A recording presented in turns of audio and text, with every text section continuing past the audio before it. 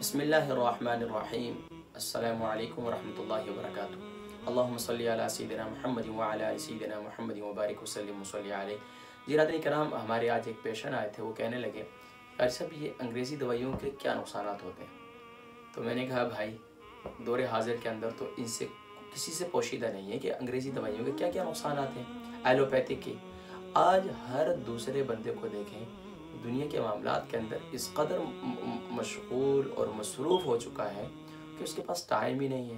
اب ٹائم نہ ہونے کی وجہ سے ایک تو اپنے جسم کو بھی مشین بنایا ہوا اسی طریقے سے چلا رہے ہیں۔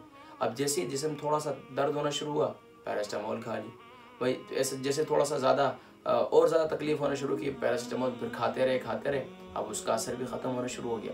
اب ایموکسلین یا اینٹی بائیوٹک ایموکسل یا کوئی بھی اینٹی بائیوٹک جو ہے وہ لینا شروع کر دی، یہاں تک کہ وہ ساتھی یہ کہتے ہیں کہ قاری صاحب میں نے تو اتنی حکیم صاحب میں نے اتنی جو ہے پیراسٹامول کھائی ہیں، اینٹی بائیوٹک کھائی ہیں، اب تو وہ سب کام کرنا چھوڑ دی۔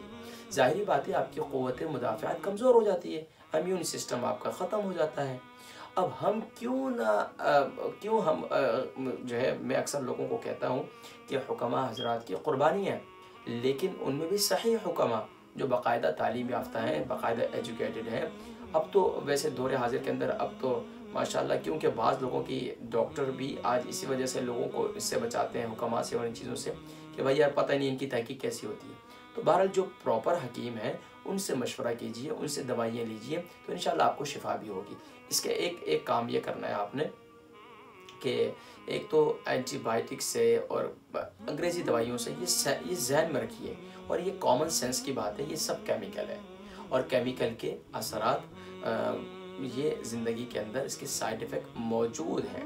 اب جب ایک طرف آپ کو فائدہ ہوتا ہے، دوسرا آپ کا جگر متاثر ہوتا ہے، آپ کی کڈنی متاثر ہوتے ہیں، اور یہاں تک کہ آگے جا کر آپ کو بلیڈر میں تکلیف شروع ہو جاتی ہے، آگے جا کر آپ کا سب سے پہلے تو معدہ متاثر، پھر جگر متاثر، پھر کڈنی متاثر، پھر بلڈ پیشاب کے مثانہ متاثر، اور یہاں تک کہ پھر بہت سے اعضاء جو ہے وہ بالکل ناکار ہو جاتے ہیں۔ تو اب اسی طریقے سے پھر یہ زیادہ ادویات کھانے والے لوگ، ان کے پتے میں، ان کے گردے کے اندر جو ہے وہ اسٹون بھی ہو جاتے ہیں۔ بہرحال ناظرین کرام، اس کے سائیڈ ایفیکٹ موجود ہیں۔ آج کے ڈاکٹرز بھی یہ کہتے ہیں، جی پی بھی یہ کہتے ہیں کہ بھائی کوشش یہ کرتے ہیں کہ ان کو اینٹی بائیوٹک زیادہ نہ دیں، لیکن ہمارے لوگ مجبور کرتے ہیں کہ بھئی ہمیں اینٹی بائیوٹک ہی دیں، ہم عادی ہو چکے ہیں۔ تو اس لیے کوشش یہ کریں کہ بھئی حتی الامکان میں آپ سے یہی گزارش کروں گا کہ آپ ادویات سے پرہیز کریں۔ ادویات میں کون سی ادویات؟ جو خاص طور پر ایلوپیتھک ہیں، جو کیمیکل ہے، تو یہ ذہن میں رکھیں۔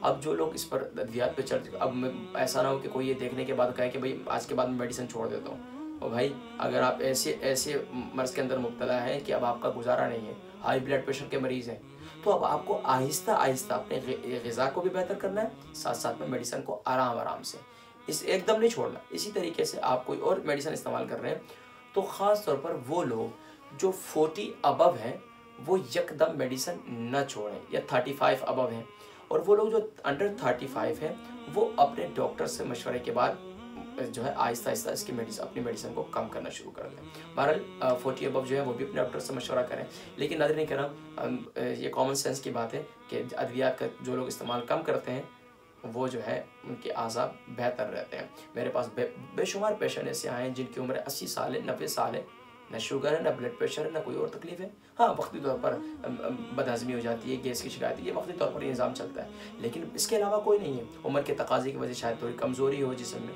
لیکن اس کے علاوہ بڑے امراض کوئی بھی نہیں ہے، نہ ڈپریشن ہے نہ کچھ ہے، لیکن وہ لوگ جو زیادہ کھاتے ہیں ان کے لیے زیادہ بیماری ہیں۔ ناظرین کرام، یہ ایک میسج تھا۔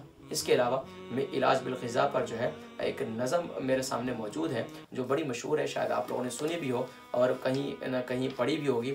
تو آئیے یہ تھوڑی سے میں آپ کو علاج بالغذا کا ایک چارٹ دے دیتا ہوں، تو انشاءاللہ اس سے آپ کو مزہ بھی آئے گا سننے میں۔ میں تو جب بھی پڑھتا ہوں اس سے تو مجھے مزہ بھی آتا ہے اور ایک یاد دہانی بھی ہوتی ہے۔ تو آپ کی یاد دہانی کے لیے صرف آپ کو ایک میسج دینے کے لیے کہ غذا سے سب کام بن سکتے ہیں، سب بیماریاں دور ہو سکتی ہیں۔ کہا جاتا ہے کہ مثنوی صحت کہ جہاں تک کام چلتا ہو غذا سے، وہاں تک چاہیے بچنا دوا سے۔ جہاں تک کام چلتا ہو غذا سے، وہاں تک چاہیے بچنا دوا سے۔ اگر تجھ کو لگے جاڑے میں سردی، اگر تجھ کو لگے جاڑے میں سردی، تو استعمال کر انڈے کی زردی۔ جو ہو محسوس معدے میں گرانی، جو ہو محسوس معدے میں گرانی تو پی لے سونف یا ادرک کا پانی۔ بنے گر خون کم بلغم زیادہ تو کھا گاجر چنے شلغم زیادہ۔ جگر کے بل پہ ہے انسان جیتا، اگر ذوف جگر ہے تو کھا پپیتا۔ جگر میں ہو اگر گرمی تو دہی کھا، اگر آنتوں میں خشکی ہو تو گھی کھا۔ تھکن سے ہو اگر عضلات ڈھیلے تو فوراً دودھ گرما گرم پی لے۔ اس میں شامل کر لیتا ہوں، ہلدی کو بھی شامل کر لیں تو فوراً ہلدی والا دودھ گرما گرم پی لے۔ زیادہ تر دماغی ہے تیرا کام، کمپیوٹرائز کوئی بھی کام کرتے ہیں، زیادہ تر دماغی ہے تیرا کام تو کھا لے شہد کے ہمراہ بادام۔ اگر ہو قلب پر گرمی کا احساس، مربع آملہ کھا اور اناناس۔ جو دکھتا ہو گلا نزلے کے مارے تو کر نمکین پانی کے غرارے۔ اس میں ایک اور ایڈ شامل کر لیتا ہوں، تو کر نمکین پانی اور کلونجی کے تیل کے غرارے۔ اگر ہے درد سے دانتوں کے بے کل، یعنی کہ اگر دانتوں میں بہت زیادہ درد ہے تو انگلی سے مسوڑوں پر نمک مل۔ اب اس میں ایک سونف، اس میں جو ہے آپ اس میں سرسوں کا تیل شامل کر سکتے ہیں، تو انگلی سے مسوڑوں پر سرسوں کے تیل والا نمک مل۔ جو بدہضمی میں چاہیے تجھے افاقہ تو ایک دو وقت کر لے فاقہ۔ آخر میں ناظرین کرام، اگر مہینے میں وہ لوگ جو ایک روزہ یا 2 روزے منڈے اور تھرسڈے رکھتے ہیں، یا ہفتے میں 2 روزے منڈے اور تھرسڈے، یا مہینے میں 3 روزے ایام 20 کے 13، 14، 15 اگر یہ رکھتے ہیں تو سبحان اللہ وہ بہترین علاج ہے۔ اللہ تبارک و تعالی ہم سب کو اپنی صحت کو، اپنی اعضاء کی سلامتی اور ہمیں اپنے اعضاء کی حفاظت کرنے کی توفیق نصیب فرمائے، اور علاج بالغذا ہمیں کرنے کی توفیق نصیب فرمائے، اور حکمت میں خاص طور پر علاج بالدوا جو طب نبوی ہے اس سے علاج کرنے کی توفیق نصیب فرمائے۔ اجازت دیجیے گا اپنے میزبان حکیم محمد فرحان صدیقی کو برطانیہ UK سے انشاءاللہ زندگی رہی پھر ملاقات ہوگی۔ پسند آئے تو اسے دوسروں تک پہنچائیے گا، ثواب کی نیت سے۔ اللہ جزائے خیر عطا فرمائے۔ السلام علیکم ورحمۃ اللہ وبرکاتہ۔